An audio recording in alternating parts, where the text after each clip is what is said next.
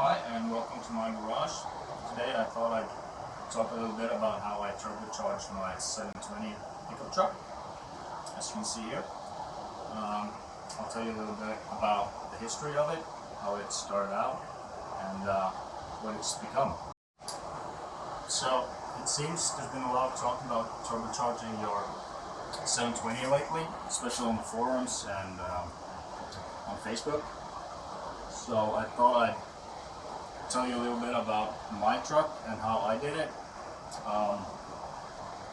This is not intended as a how to turbocharge your truck. This is just what I've done and basically what worked for me. So let's get into it. So this truck basically started out as a Datsun 1600, a J16 engine. With a 4-speed transmission. Really anemic little thing, so I just wanted something to make it more drivable. 5-speed electronic fuel injection, just to make it more reliable as a daily driver. So I got a hold of a Z20 out of a 910 Datsun Bluebird. So it's 105 horsepower, 5-speed electronic fuel injection, and this is the engine that I put in my truck. Basically bolted on. I just needed the truck specific mounts and the rear sump. The reason I've taken it out now is because the valve seals started to leak. This was also the engine that I turbocharged, and it ran for about a year before the valve seals started to leak. And basically this was a junkyard engine, unknown mileage, unknown year, so considering that, it held up pretty well. I don't know how long it has been in storage, so that thing that's not normally good for your valve seals to stay unused like that.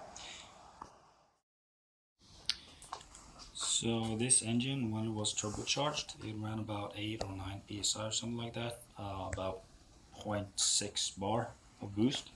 Dynoed at 167 horsepower at the wheels. The main issue was intake temperatures because it was running non-intercooled.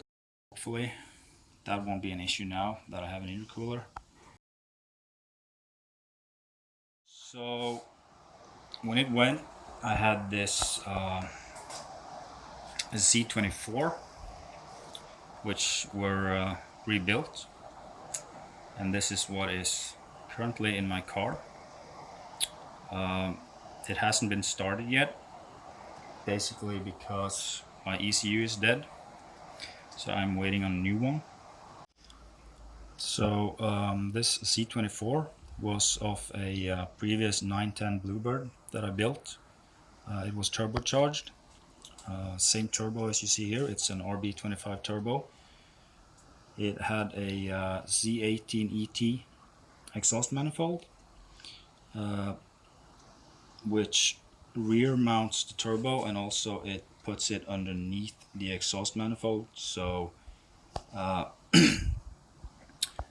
once I tried that in this truck, it wouldn't work because on left-hand drive cars you have the park brake cable coming out, and the downpipe would have interfered with that. So I searched the internet and I found that this KA24 exhaust manifold would bolt up to the Z head. It needed a bit of port work. A port matched the exhaust manifold. So problem with the turbo being mounted like this is it interferes with the stock location of the brake booster. It basically interferes with the downpipe. So I had to fit a Nissan Sunny or Pulsar XL. It's also the same you find in the B12 Sentra. It's a lot smaller than the original. And also I have shortened the pedestal. I think I shortened it about 10 centimeters. So it is moved from here all the way back here. And that helped to clear the downpipe.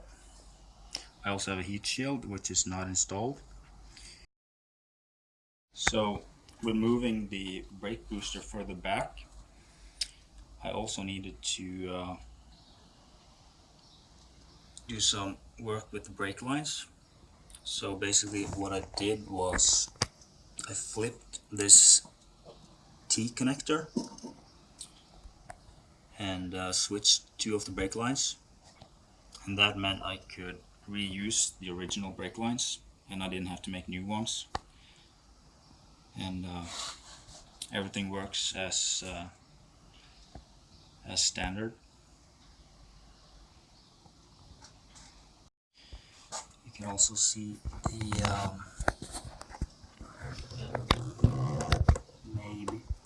there's the oil return, which is a 90-degree pipe welded onto the sump. It runs really close to my steering shaft, so I'm going to redo that with hard lines. Oil feed to the turbo, you can see it there. It's a little teeth fitting. I can show you on the C20, might be better. Looks like that approximately. This is not the correct fitting because this has a 1/8 NPT and the threads in the block are actually BSPT. So on this engine I corrected that by buying an adapter off eBay, which is a 1/8 BSPT male and female and a 1/8 NPT for the oil feed. Also, as you'll know, the turbo is oil and water cooled, and the water cooling, I think this is a feature on the C20E, not on the carbureted versions. This neck has a fitting, and also the thermostat housing has a fitting. That's originally intended for the throttle body, to heat up the throttle body in cold areas. But I'm using it for the water cooling. My throttle body is a RB25 unit. The stock plenum was cut and this adapter plate was welded on. Also the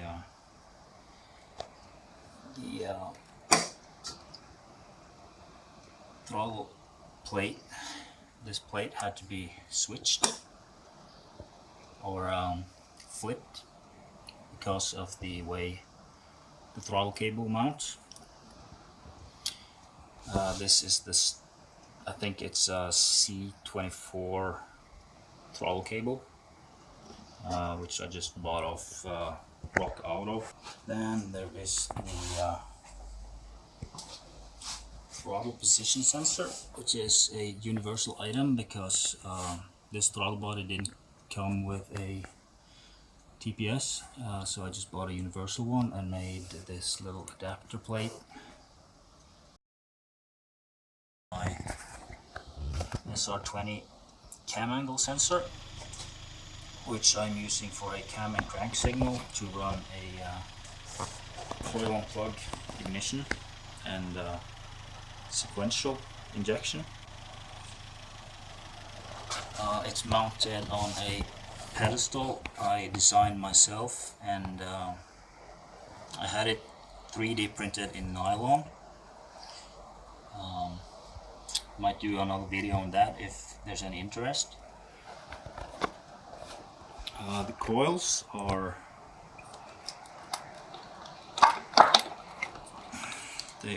Toyota Yaris coils, which I got from a wrecker, so they were pretty cheap, and they fit really nice in between the fuel rail. The injectors are 440 injectors from a 280 CX turbo.